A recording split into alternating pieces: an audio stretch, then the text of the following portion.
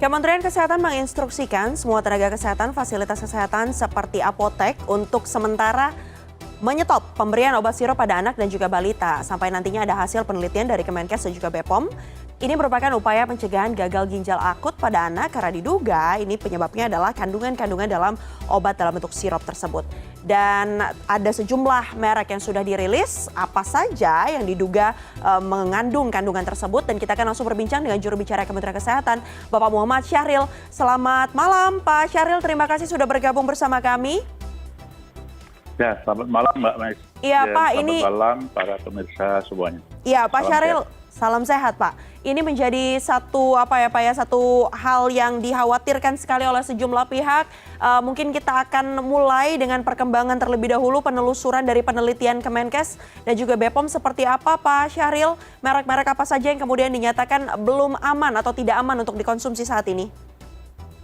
Oke, terima kasih. Jadi kejadian ini yang sangat viral dalam beberapa hari ini merupakan keprihatinan bersama ya bangsa kita ya.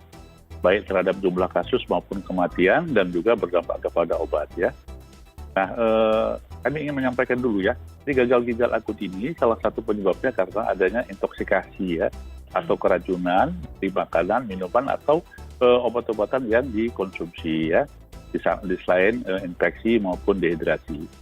Nah, dalam penelitian awal sudah ditemukan oleh tim yang dibentuk oleh Kementerian Kesehatan, tetapi ini belum selesai, akan dilakukan penelitian lebih lanjut. Ada dugaan zat-zat ya senyawa yang ada di obat sirup atau obat cair itu mengandung campuran yang bisa menyebabkan keracunan tadi.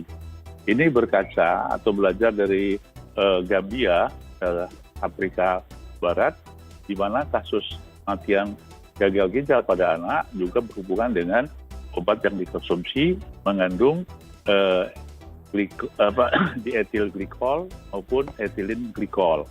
Nah, sehingga di Gambia itu melarang peredaran itu dan menyetop termasuk impor obat itu. Tapi obat itu tidak ada beredar di Indonesia dengan jenis yang sama.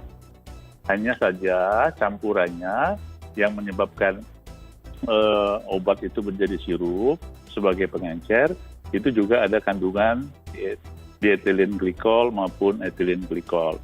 Nah, untuk itu pemerintah melalui Kementerian Kesehatan mengambil langkah konservatif untuk mencegah tambahnya anak-anak yang sakit bahkan meninggal. Ini adalah upaya dalam menyelamatkan anak-anak kita dengan maksud jangan terjadi korban lebih lanjut. Ya, nah, sementara penelitian tetap berjalan, Mbak ya. Nah, larangan penggunaan ya. Jadi Kementerian Kesehatan itu melarang penggunaan ya kepada tenaga kesehatan. Jangan dulu pakai obat-obat ini karena ada kemungkinan dugaan menyebabkan intoksikasi tadi. Begitu juga kepada apotek kita minta untuk tidak menjual dulu obat-obat itu sementara sampai penelitian nanti akan diumumkan lebih lanjut. Oke, Pak, tapi kalau kita bicara tadi adanya kandungan etilen glikol dan dietilen glikol, itu sebenarnya berarti satu bentuk kecolongan hingga akhirnya ada dua kandungan tersebut yang nilainya di luar batas atau seperti apa, Pak? Jadi memang dietilen glikol dan etilen glikol ini adalah zat yang berbahaya ya, yang mengandung satu zat yang dapat menyebabkan intoksikasi. Hanya saja, tentu saja ada pengaturan kadar-kadar yang dibolehkan dan kadar-kadar yang tidak dibolehkan.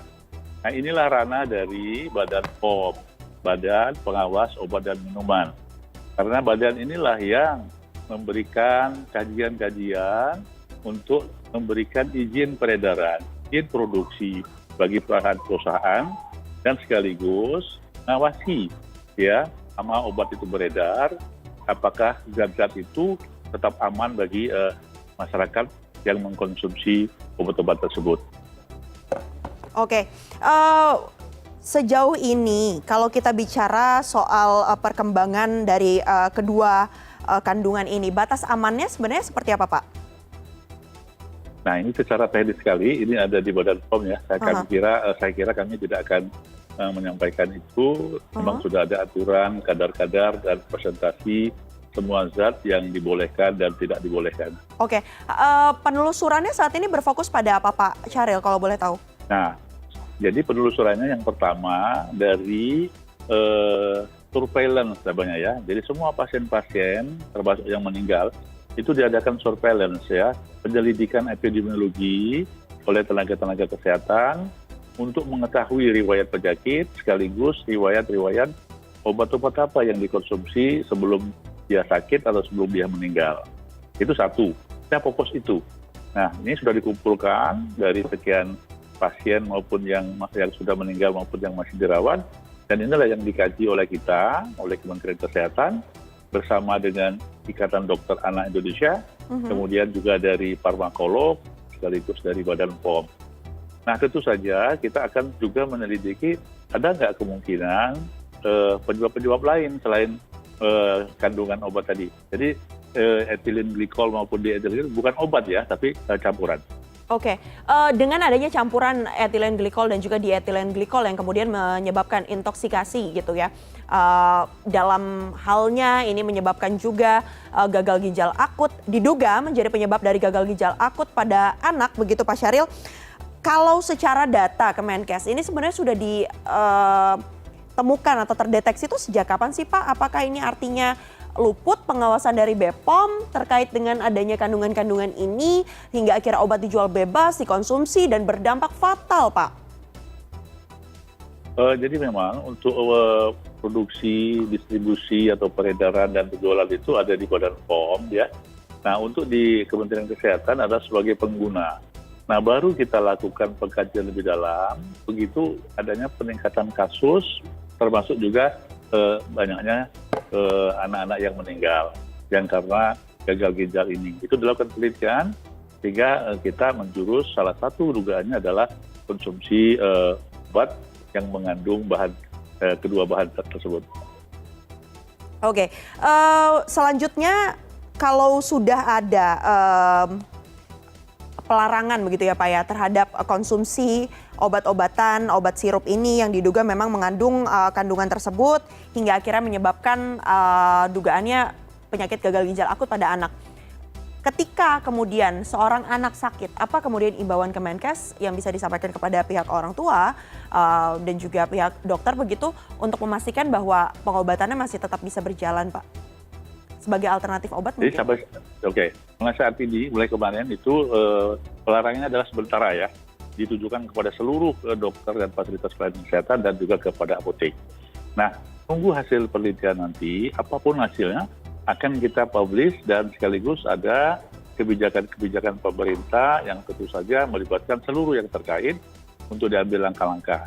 Nah, mulai saat ini kepada orang tua, masyarakat, kalau ada anak yang demam atau diare, maka untuk tidak selalu langsung memberikan obat sendiri atau beli obat sendiri. Tetapi berkonsultasilah kepada dokter atau fasilitas pelayanan kesehatan.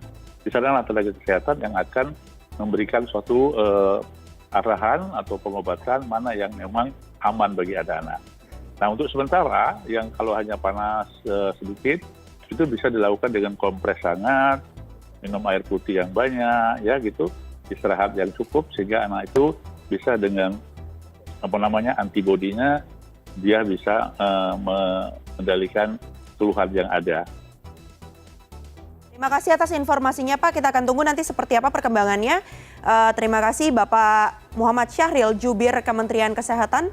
Kita akan update seperti apa karena memang diharapkan bisa diketahui segera penyebabnya apa, bisa diatasi karena ini sudah mengancam atau bahkan sudah merenggut nyawa anak-anak dan juga balita di Indonesia. Ya. Terima kasih banyak Pak Syahril. Terima kasih, salam sehat.